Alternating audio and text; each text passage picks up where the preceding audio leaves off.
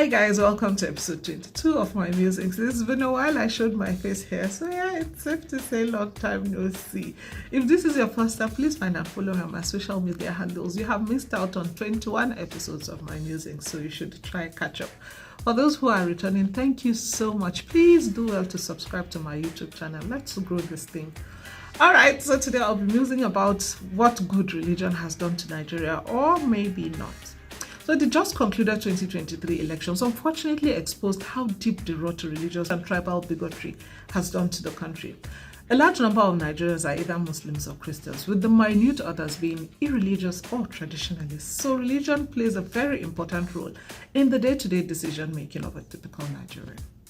But why is it that Nigerians cannot truly cohabit as humans without letting religious or ethnic differences affect their relationship? Why is it that the only time religious people in Nigeria agree is when they want to condemn cross-dressers, homosexuals, adulterers, or irreligious people sometimes? How has our being religious helped us as a nation? Take all the time you need to answer this question. We all know that religion has always played a role in Nigeria's political space, but for the very first time, we witnessed open campaigns from the pulpits. While some jubilated, others cried at the end of the elections, not just in the presidential election, but even in the states, because we felt emotionally attached to our individual religious interests.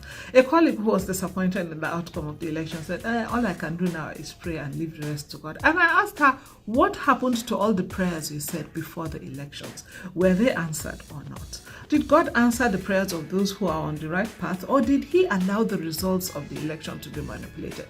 How is it that people still think that what we need in Nigeria is prayers? I'll refer you to episode 7 where I mused about the efficacy of prayers in developing countries, and episode 8 where I highlighted the fact that even criminals pray for luck. As religious as Nigerians are, it still hasn't reduced the corruption in the system, it hasn't stopped the rich from oppressing the poor, and it hasn't wiped out tribalism that has always plagued us as a country. Politicians in Nigeria use their full chests to swear by the Quran and by the Bible. And they turn around to do the exact opposite of what they are supposed to do. But nothing happens to them. And yet, we myopically assume that karma will catch up with their innocent grandchildren.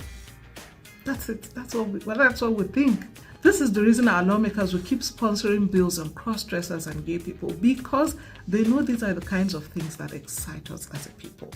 Look at what is happening in Plateau State. Toxic banters between religious scholars and their followers. A disaster waiting to happen. And when it does happen, we'll start singing the One Love, One God song. We will start quoting verses of our religious texts that preach peaceful coexistence when we have not dealt with the root issues. We need to start asking ourselves how exactly religion helps us as a nation, not as individuals. I understand that some people need the threat of hell to be good people, or maybe the promise of heaven to be good people, If not, they're just going to be all over the place doing stuff they're not supposed to do. But as a nation, how does religion help us? It is important that in this day and time, religion is only important to you as an individual. That is why developing nations have successfully separated religion from state. I'll also refer you to one of the episodes, I can't remember which one, but it will show on your screen, where I mused about secularism in Nigeria. Nigeria has over 270 ethnic groups, and we speak over 370 languages. We are too diverse to reduce ourselves to religious bigotry. But the politicians have seen through our weaknesses because, of course, they come from within us, and we have found a way of weaving this bigotry into the system. Like, it is now binding on us to protect our religious institutions, even if it means we must align with interests that are not necessarily progressive. I believe this is the lowest we have become as a nation since the independence in 1960. Nigeria has never been perfect, but she was good.